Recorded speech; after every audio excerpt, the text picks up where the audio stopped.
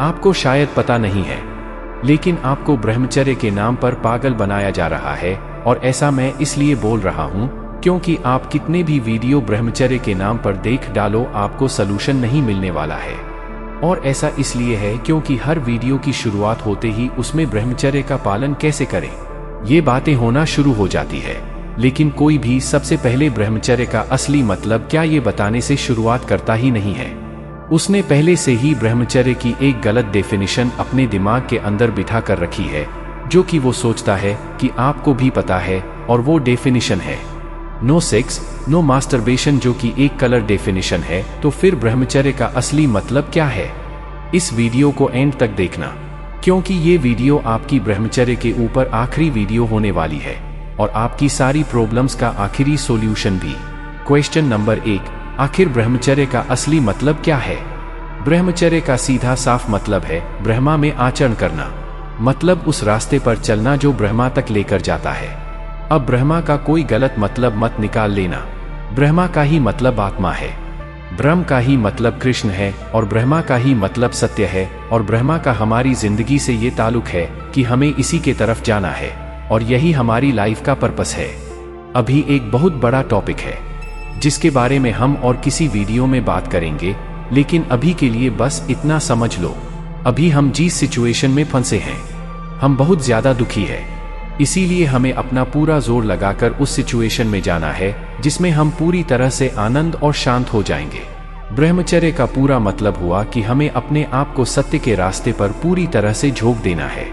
ब्रह्मचर्य का पालन करने में पूरा ध्यान इस पर लगता है कि मैं सच के रास्ते पर चल रहा हूँ या नहीं, मैं सही काम कर रहा हूँ या नहीं, ना कि इस बात पर कि मैंने मास्टरबेशन और सेक्स छोड़ा या नहीं। क्योंकि जब मैं सही काम करूँगा, जब मैं सच के रास्ते पर चलूंगा, तो यह सब चीजें तो अपने आप ही छूट जाएंगी। लेकिन अगर मैं अपना पूरा ध्यान बस इस बात पर लगा कर रखूंगा कि मुझे यह सब छोड़े हुए कितने दिन हो गए, तो एक ना एक दिन प्रेशर कुकर फट जाए। चलो, ये तो वो बात हो गई जो मैं बोल रहा हूँ।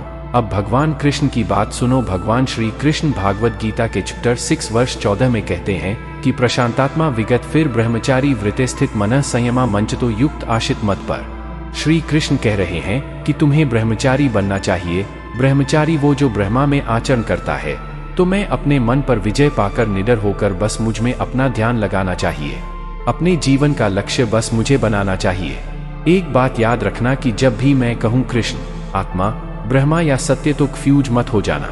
ये चारों एक ही है। और जब कृष्ण भी यहाँ पर कह रहे हैं कि तुम बस मुझ में ध्यान लगाओ और बस मुझे ही अपने जीवन का लक्ष्य बनाओ, तो वह कह रहे हैं कि बस तुम सत्य के रास्ते पर चलो। जो बात मैंने पहले बताई थी, वही चीज यहाँ पर श्री कृष्ण कह रहे हैं। आगे चलकर जब हम इस बात को एग्जाम्पल के साथ समझेंगे, तब ये बात पूरी तरह से क्लियर हो जाएगी। प्रश्न नंबर 2, अगर ब्रह्मचर्य का ये मतलब है, तो फिर इतने सारे वीडियो जो लोगों ने बनाई है गलत है। ये नहीं कहूँगा कि वो लोग गलत है, मैं ये कहूँगा कि वो लोग कभी बात को समझ ही नहीं पाए।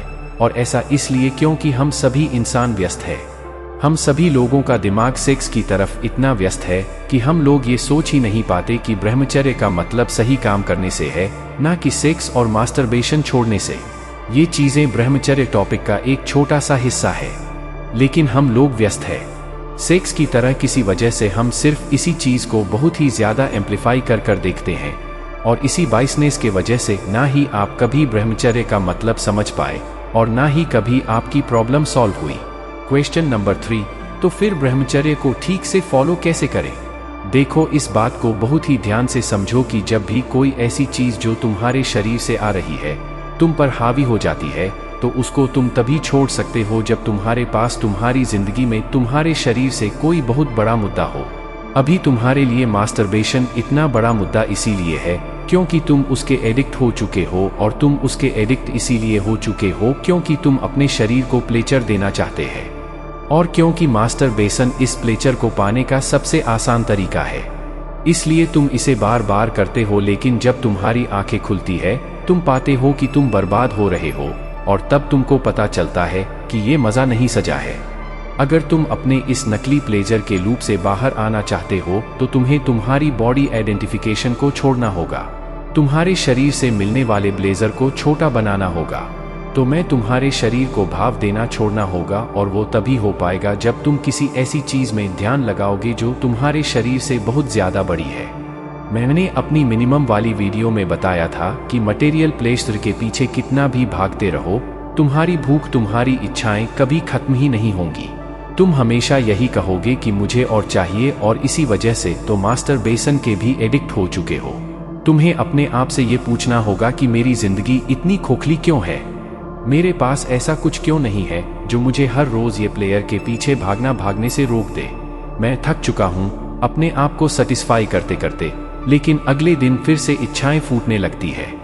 क्वेश्चन नंबर 4, वो व्यक्ति दिखता कैसा है? वो व्यक्ति काम क्या करता है जो ब्रह्मचर्य का पालन करता है? इस सवाल का जवाब बड़ा ही जोरदार है। वो व्यक्ति दिखता ऐसा है।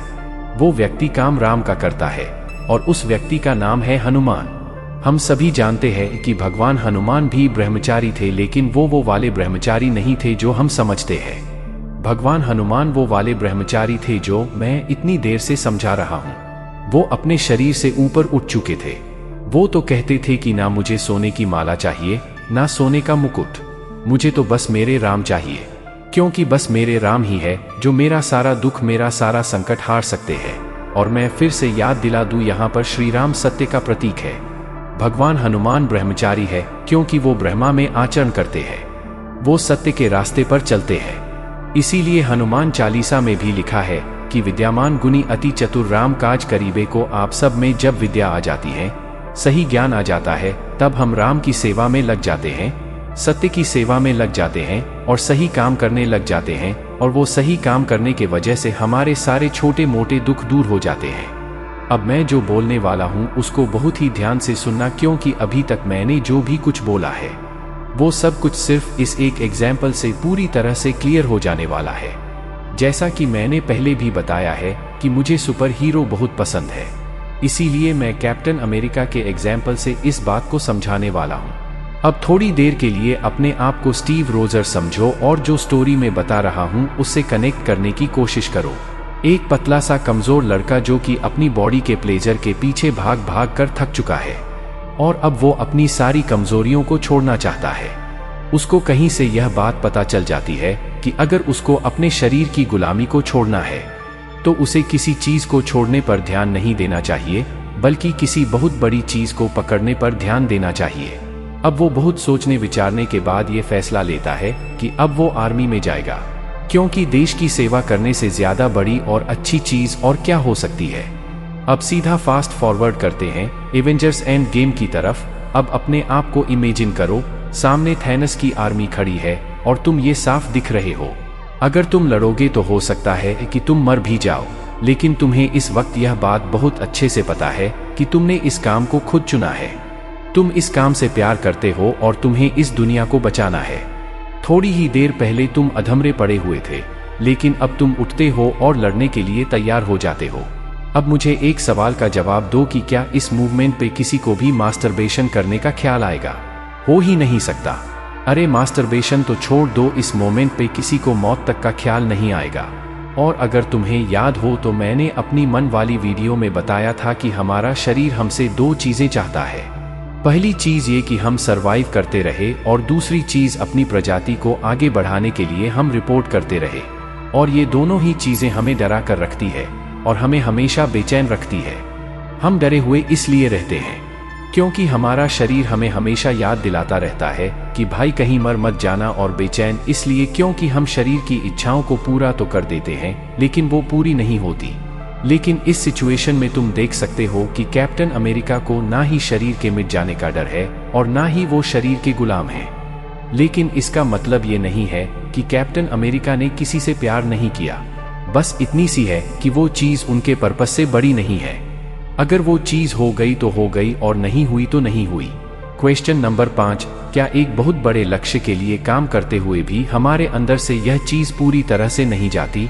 तो इसका अवसर है कि आखिरकार हम लोग रहे तो शरीर में ही रहे हैं, इसलिए ये चीज पूरी तरह से तो तभी जाएगी जब हम लोग मर जाएंगे। लेकिन हम लोग अपने आप को इतना ऊपर जरूर उठा सकते हैं कि ये चीज हमें परेशान करना ही छोड़ दे, हमें अपना गुलाब बनाना ही छोड़ दे।